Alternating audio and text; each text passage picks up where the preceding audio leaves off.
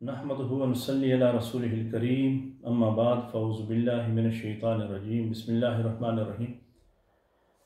काबिल इज़्ज़त काबिल एहतराम हाज़रीन मोहतरम, औलिया अल्लाह ये हमारा गुफ्तगू का अनवान है और इस सिलसिले की चौथी और आखिरी किस्त जो किताब फ़कीराना आए सदा कर चले से जिसका इंतखाब किया है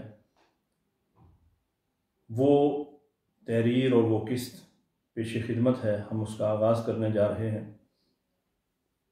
आइए एक बार फिर औलिया कराम के हवाले से मौज़ू सुहन की तीसरी आया मुबारका के मानी और मफ़ाहीम पे गौर करते हैं। पहली आया मुबारका में अल्लाह ताला ने फरमाया औलिया अल्लाह वो हैं जिन्हें ना कोई खौफ होगा और ना वो गमगीन होंगे। दूसरी आया मुबारका में औलिया अल्लाह की पहचान करवाते हुए फरमाया कि ये वो लोग हैं जो ईमान लाए और हमेशा परहेज़गारी करते रहे। अब तीसरी आया मुबारका में औलिया अल्लाह को दुनिया और आखिरत की ज़िंदगी के हवाले से बशारत और खुशखबरी देते हुए फरमाया लहुमुल बुशरा फ़िल हयातिद दुनिया व फ़िल आखिरा, इन्हीं के लिए बशारत है दुनिया की ज़िंदगी में भी और आखिरत में भी। दुनिया और आखिरत में बशारत और खुशखबरी से क्या मुराद है? आइए जाने कायनात फ़ख्र मौजूदात सल्लल्लाहु अलैहि वसल्लम की ज़बान गोहरबार से सुनते हैं।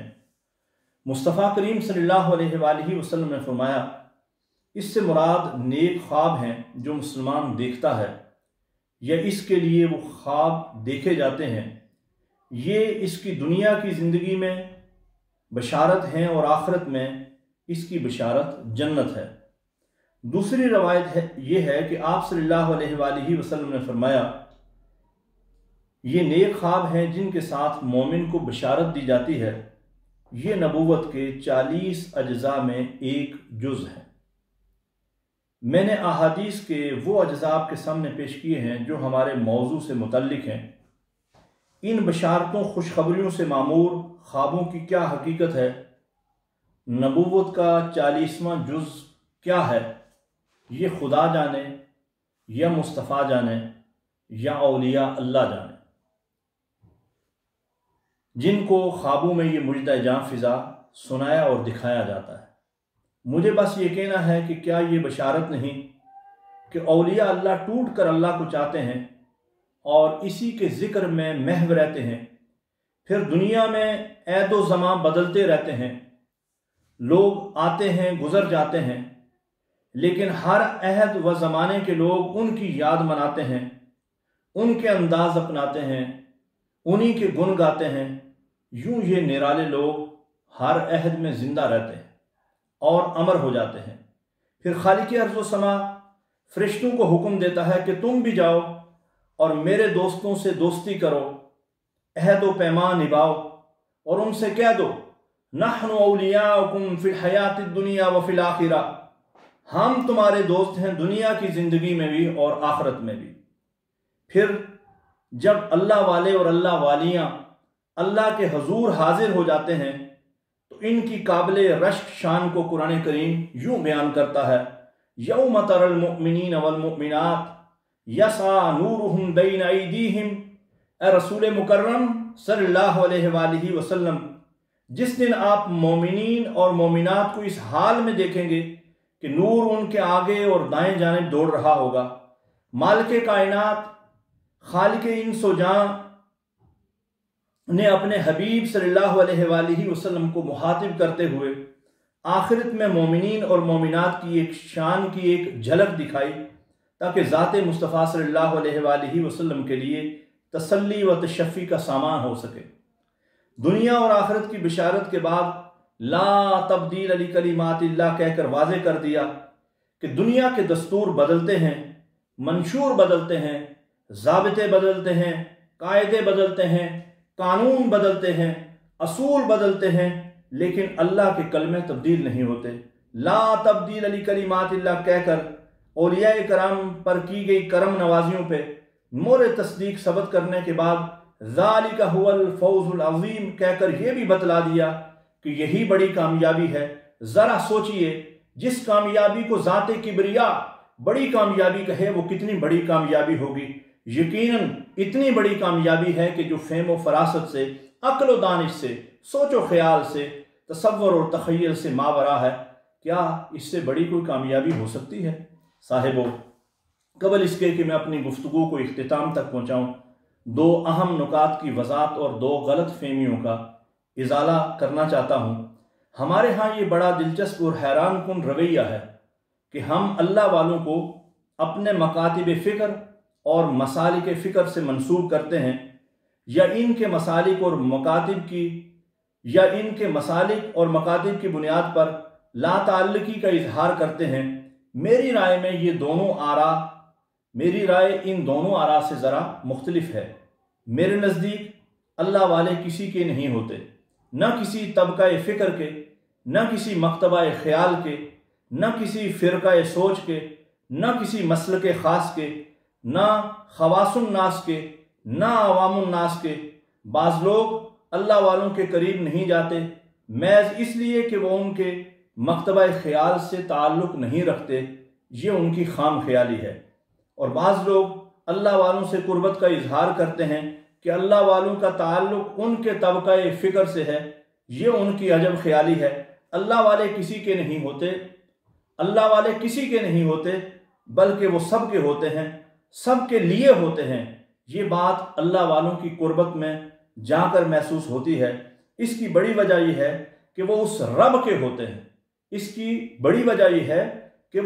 کے ہوتے ہیں جو اپنی آخری الہامی کتاب کی پہلی صورت یعنی سورہ فاتحہ کی پہلی آیت میں اپنا تعارف رب العالمین کہہ کر کرواتا ہے، اور اسی قرآن کریم کی آخری صورت کی پہلی آیت میں اپنی ذات کو رب الناس کہتا ہے۔ یہ اللہ والے اس خاتم النبیین صلی اللہ علیہ وآلہ وسلم کی غلامی کا دم بھرتے ہیں جس نے ساری انسانیت کو مخاطب کرتے ہوئے قرآن کی زبان میں کہا، یا ایھا الناس انی رسول اللہ علیکم جمیعا، اے لوگو میں جمیع انسانوں کی طرف رسول بنا کے بھیجا گیا ہوں۔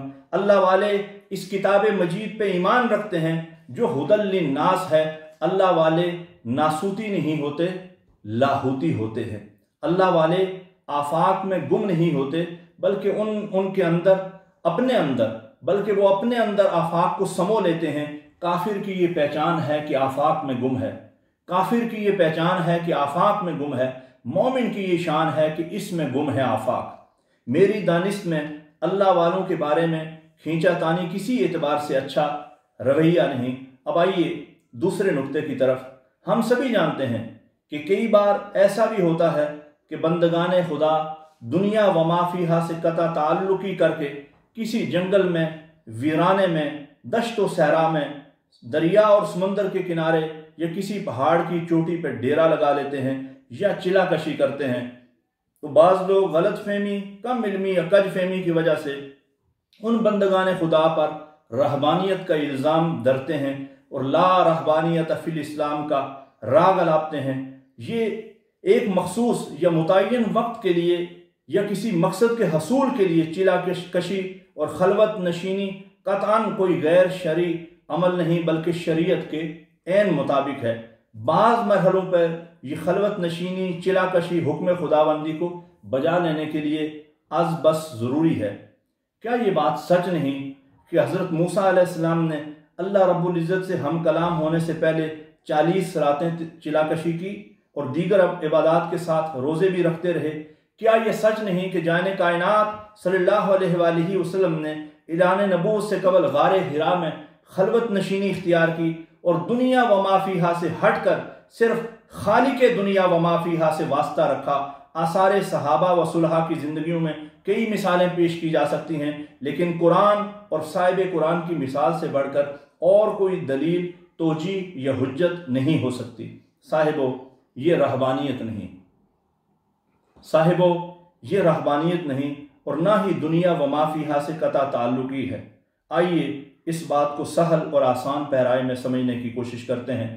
دنیا و ما فیہا کا مطلب ہے جو کچھ دنیا میں، جو کچھ اس میں ہے، یہ اصطلاح یعنی جو کچھ دنیا کے اندر موجود ہے۔ دنیا و ما فیہا یعنی دنیا و ما فیہا اور جو کچھ اس میں ہے، اس کا یہ مطلب ہے۔ یہ اصطلاح بارہا آپ نے سنی ہوگی، کہتے ہیں کہ فلاں بندہ نے دنیا و ما فیہا سے ताल्लुक़ तोड़कर फलां जंगल में, वीराने में, समुंदर या दरिया के किनारे या किसी पहाड़ की चोटी पे डेरा लगा लिया है। अब दुनिया व मा फीहा से इसका कोई राबिता नहीं। पहले मैं भी इसी तरह सोचा करता था और इसे रहबानियत समझता था, लेकिन 84 कोमरी के जंगल में जाकर बाबा लाल शाह कलंदर की चिला गाकर जाकर और चारों जानिब नज़र दौड़ा के एहसास हुआ कि अल्लाह के बंदे दुनिया वालों से बहुत दूर किसी पहाड़ की चोटी पर, किसी दरिया या समुंदर के किनारे पर, किसी सहरा या वीराने में डेरा इसलिए नहीं लगाते कि वो दुनिया व मा फीहा से कट कर अल्लाह को याद करें, बल्कि इसके अंदर कई राज व इसरार हैं। फिर कहूँगा ये रहबानियत नहीं और ना ही दुनिया व मा फीहा से कता ताल्लुकी है। हो सकता है अल्लाह के बंदे इस रवायती दुनिया से कट जाते हों, लेकिन हकीकी मानों में वो वमा फीहा से जुड़ जाते हैं।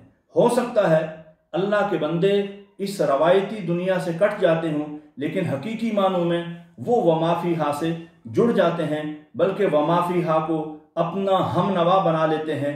फिर इन वीरानों, जंगलों, पहाड़ों, दरियाओं और सहराओं में जब तन तनहा अल्लाह का कोई बंदा सदाए हक बुलंद करता है, हक हू अल्लाह हू का नारा मस्ताना लगाता है, तो दरख्त झूमने लगते हैं, मौजें मचलने लगती हैं, पहाड़ हिलने लगते हैं, जर्रे झिलमिलाने लगते हैं। अलगरज जो कुछ गिरदो पेश में होता है इस पे वजद तारी हो जाता है। मैं सोचता हूँ अल्लाह के बंदे ऐसी अजीबो गरीब जगहों का इंतखाब इसलिए भी करते हैं कि जब वो मौज में आए तो अल्लाह को होले होले याद करना शुरू कर दें, या फिर मौज में आए तो अल्लाह को रोले रोले याद करना शुरू कर दें। ना कोई खटका, ना कोई डर, ना कोई सुनने वाला, ना कोई देखने वाला। ज़रा सोचिए इन जगहों से बेहतर और कौन सी जगह हो सकती है जहां बंदा अल्लाह को होले होले और रोले रोले याद करे और किसी को खबर तक ना हो, और दुनिया से बेनियाज होकर वमा फीहा को अपना हमदम, हम साज, हम आवाज व हम राज बना दे। वमा अलैना इल्लल बलागुल मुबीन।